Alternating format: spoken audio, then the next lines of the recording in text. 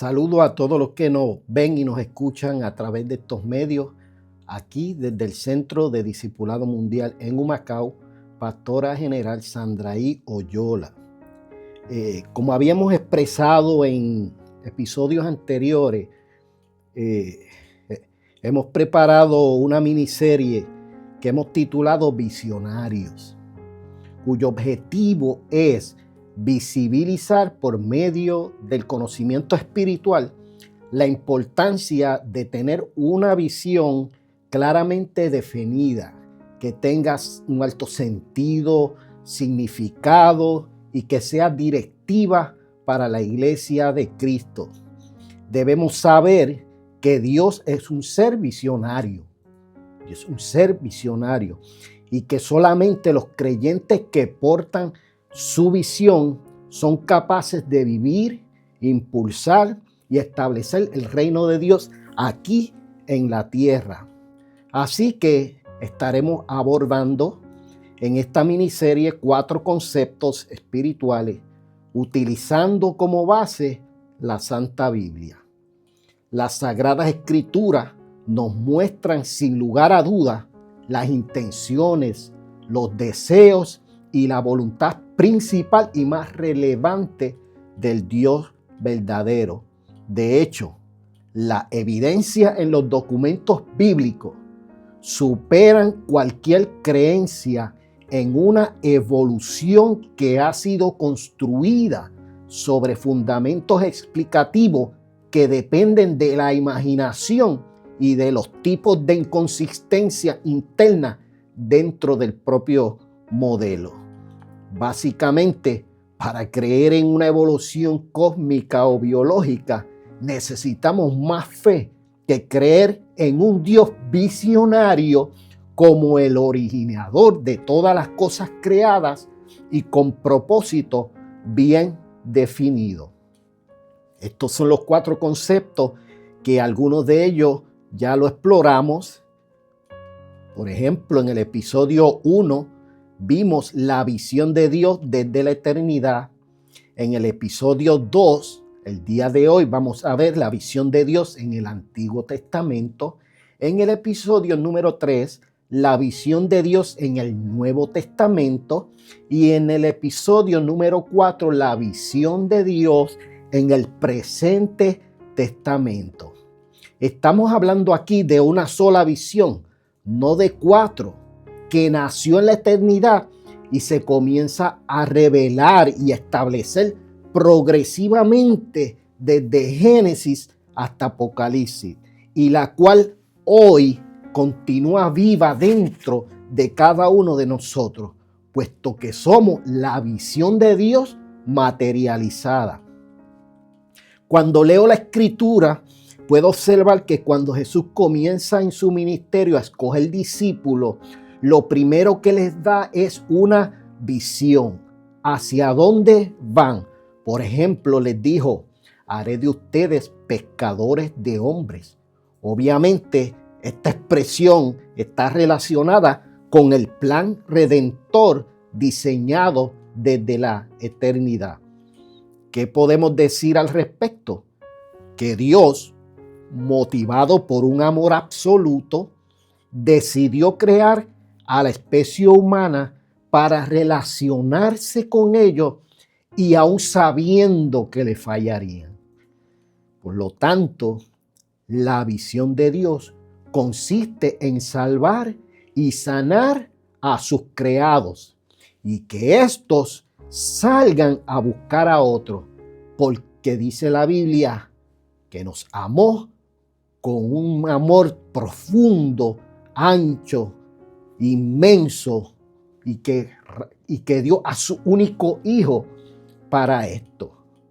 Pregunto, ¿acaso este no es el deseo de Dios para aquellos que ha creado conforme a su imagen y semejanza?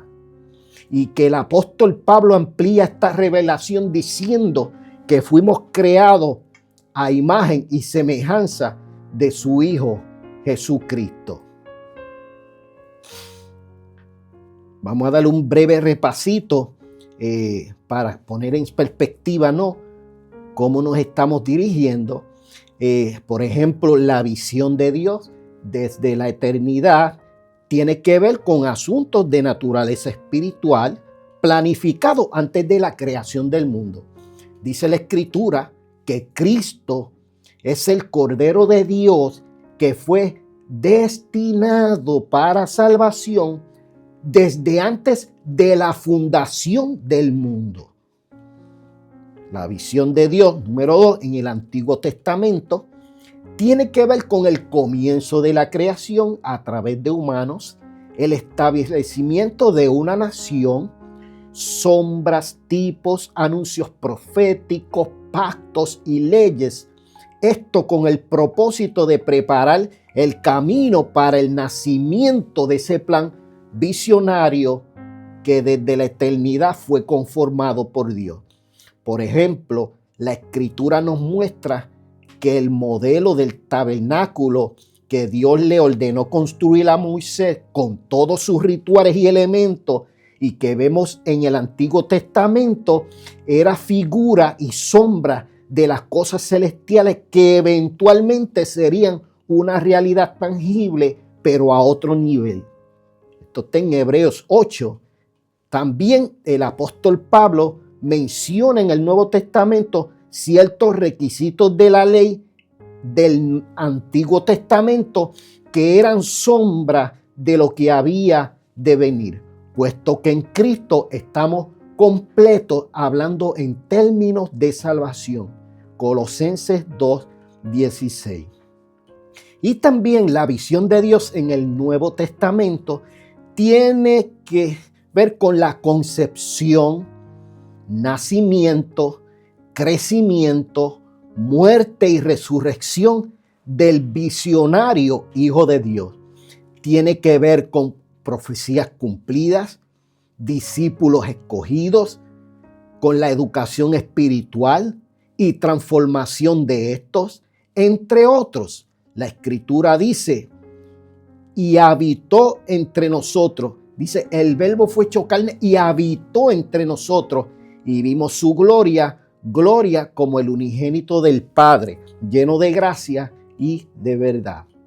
Y número 4, la visión de Dios en el presente testamento tiene que ver con la continuidad, seguimiento y compromiso de preservar el plan universal establecido desde la eternidad por el Dios visionario a través de nosotros. Dice la Escritura, mas vosotros sois linaje escogido, real sacerdocio, nación santa, pueblo adquirido por Dios, para que anunciemos las virtudes de aquel que nos llamó de las tinieblas a su luz admirable. Así que esta visión intencionada de Dios fue y será fundamentada y motivada por un amor alto, ancho y profundo que no ha cambiado ni cambiará para nada. La Escritura dice, porque de tal manera amó Dios al mundo que ha dado a su Hijo unigénito para que todo aquel que en él crea no se pierda, mas tenga vida eterna. Hoy, en este episodio número 2, súper interesante, estaremos abordando el tema, la visión de Dios en el Antiguo Testamento. Como habíamos expresado, la visión de Dios en el Antiguo Testamento, en su Biblia, tiene que ver con el comienzo de la creación a través de una pareja, de familias y del establecimiento de una nación. Tiene que ver con sombras y tipos de lo que vendrá. Pactos, leyes, anuncios proféticos, todo esto con el fin de preparar el camino para el nacimiento de su plan visionario. Vamos a observar ahora cómo en la Escritura se va revelando progresivamente la visión constituida desde la eternidad en el Antiguo Testamento. Hablo de lo que Pablo mencionó como el misterio oculto desde antes de la fundación del mundo, que comienza a ser una realidad tangible en el Antiguo Testamento y según el apóstol Pablo lo define más adelante en el Nuevo Testamento a los Colosenses, capítulo 1, versículos 25 al 27. En otras palabras, Dios trabajando para cumplir con su visión que quedó registrada desde el Génesis hasta el Apocalipsis. En este caso, el Antiguo Testamento, que es lo que vamos a estar abordando desde Génesis hasta Malaquías. ¿Qué podemos ver desde el comienzo?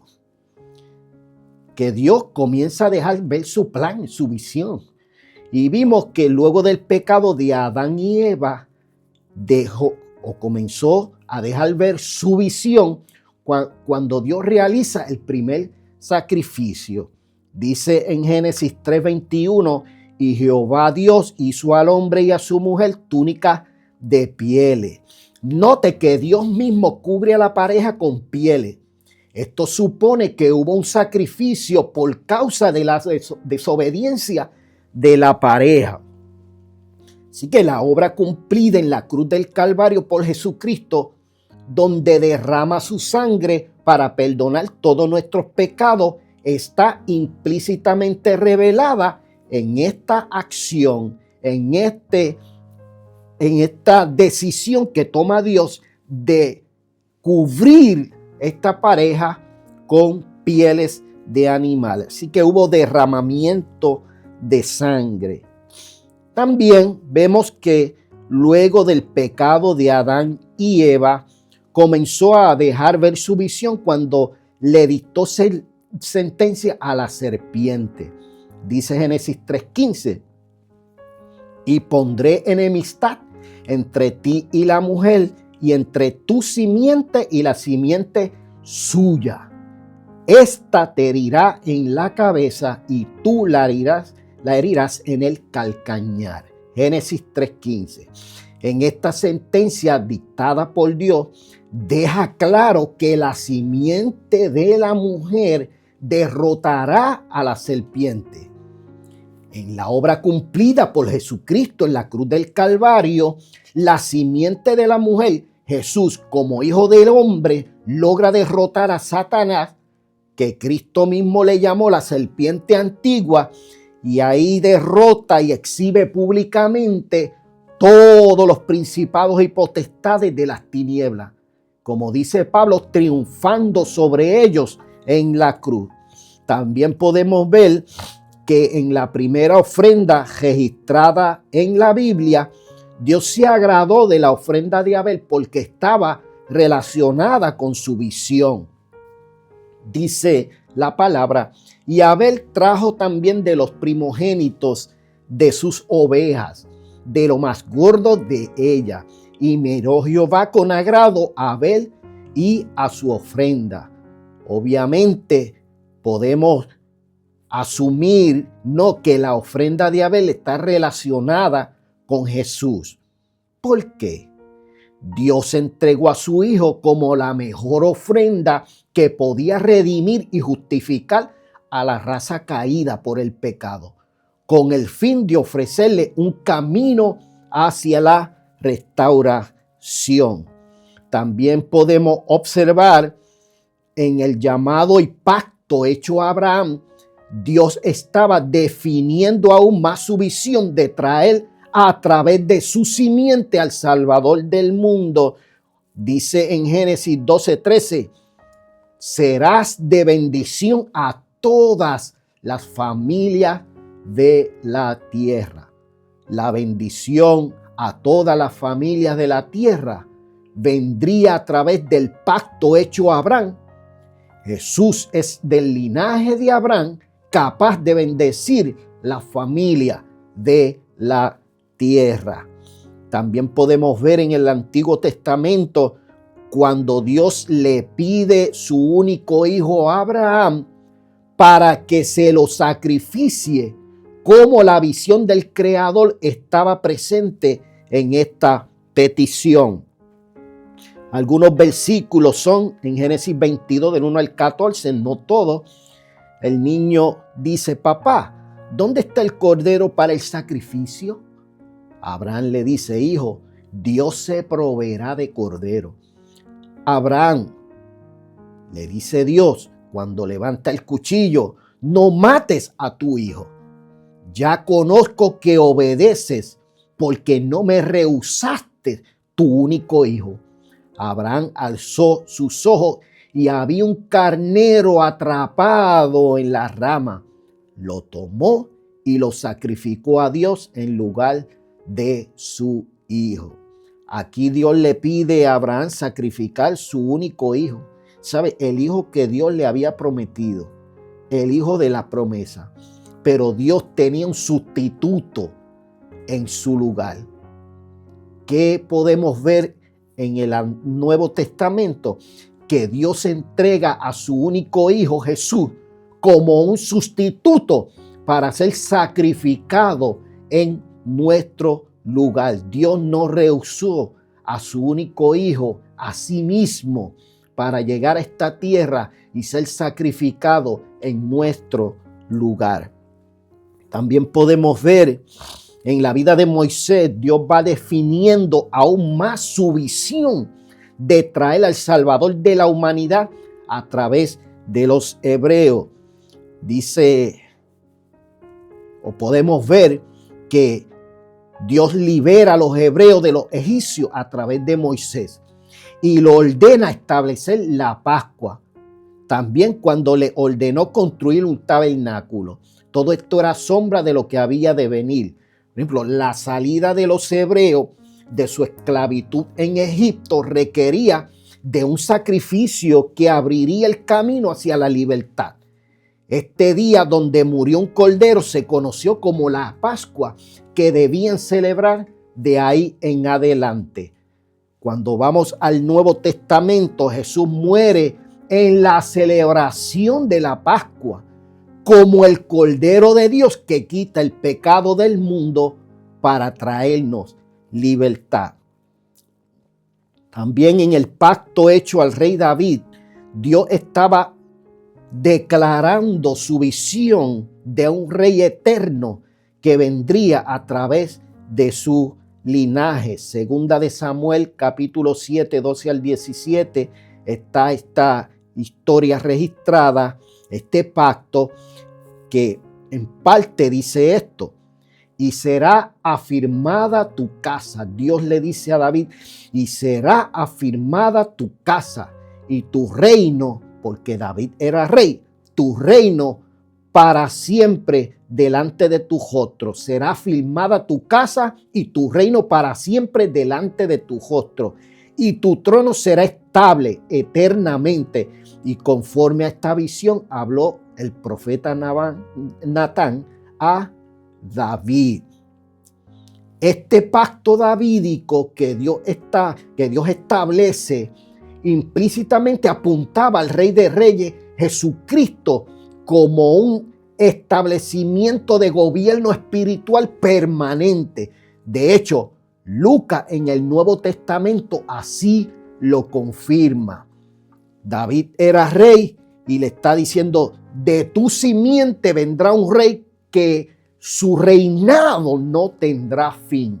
Así que ese cumplimiento se da en Cristo, el Rey de Reyes y Señor de Señores. También vemos que Dios le transmite al profeta Isaías, todo esto en el Antiguo Testamento, le transmite al profeta Isaías 700 años antes de Cristo su visión de que un Salvador nacería de una virgen. Isaías 7:14 dice: por lo tanto, el Señor mismo os dará una señal. He aquí que la virgen concebirá y dará a luz un hijo y llamará su nombre Emmanuel, que quiere decir Dios con nosotros. Esta profecía de Isaías apunta claramente a la encarnación de Jesús y Dios mismo entre nosotros para continuar con el desarrollo y establecimiento de su visión. Y a través de una virgen es que Cristo Jesús se hace biología. También Dios le transmite al profeta Isaías nuevamente su visión de que el Salvador que iba a nacer era él mismo. ¡Wow! Que el Salvador que iba a nacer era él mismo. Vemos en la Biblia que Isaías capítulo 9, versículo 6 dice, porque un niño nos es nacido, van a ser un niño, hijo nos es dado, y el principado sobre su hombro, esto tiene que ver con la autoridad que tendrá, habla de la autoridad que tendrá ese niño, y se llamará su nombre, el nombre de ese niño, admirable, consejero, Dios fuerte. Está llamando a ese niño Dios fuerte, lo está llamando Padre eterno. Por lo tanto, el niño que va a nacer es el Dios eterno encarnado, hecho biología, y en adición, príncipe de paz. En esta profecía también se habla de Jesús y la autoridad que tendrá. Explícitamente deja ver que ese niño que iba a nacer era Dios mismo tomando forma humana para poder estar entre nosotros con propósito altamente definido. Qué maravilloso, ¿no? Saber que Dios nos salvó y no nos dejó, ¿verdad?, a la deriva. También Dios le transmite al profeta Isaías su visión de que ese Salvador que iba a nacer, iba a ser sacrificado. Isaías 53, versículo del 1 al 12 lo describe. Solamente vamos a ver este versículo que dice, despreciado y desechado, varón de dolores, experimentado en quebranto, molido por nuestros pecados. Esta profecía también habla del sacrificio de Jesús y el costo elevado que tendría que pagar para salvarnos, para perdonar nuestros pecados. También Dios entonces le transmite a otro profeta, a Jeremías, un pacto, su intención de comunicarse con sus creados de una manera más íntima y personal. De una manera más íntima y personal, un pacto. Y de esto vamos a hablar en el próximo episodio un poco más. Dice Jeremías 31:33, Dios, pero este es el pacto que haré con la casa de Israel. Después de aquellos días, dice Jehová, daré mi ley en su mente y la escribiré en sus corazones. Y yo seré a ellos por Dios y ellos me serán por pueblo. En este pacto está implícito que el Espíritu Santo vendría a ser morada en cada uno de aquellos que reciban a Jesucristo como el Señor de sus vidas. Dios quiere escribir en este nuevo pacto profetizado, no en tablas de piedra o pergamino, sino que Dios quiere que dependamos de Él y no de otros para que aprendamos. Dios quiere escribir en ti y quiere escribir en mí. Por lo tanto, aquí hablamos de una relación con Dios, no de una religión. Este ha sido el final por el día de hoy, así que no te pierdas el próximo episodio número 3, titulado La visión de Dios desde el Nuevo Testamento. ¿Qué vimos hoy? La visión de Dios en el Antiguo Testamento. Cómo la visión eterna de Dios, su plan visionario desde la eternidad, donde la Escritura dice que el Cordero de Dios fue destinado para salvación desde antes de la fundación del mundo. Por lo tanto, ya Dios sabía desde la eternidad que había que derramar sangre para redimir, para restaurar esos seres humanos que Él iba a crear y sabía que le iban a fallar. Dios es maravilloso Dios no nos deja al garete, Dios no nos deja a la deriva. Dios decide pagar el precio, el costo de nuestra salvación, y un costo muy elevado. Por lo tanto, comienza a dejar ver su visión, su plan, a moldearlo, a manejarlo, a tratar de dejarlo ir a través de la historia de todo el Antiguo Testamento. Vemos la visión de Dios haciéndose una realidad tangible, o sea, una revelación progresiva. Así que desde aquí, desde el Centro de Discipulado Mundial, Pastora General Sandra Oyola. Dios te bendiga. Bendiciones.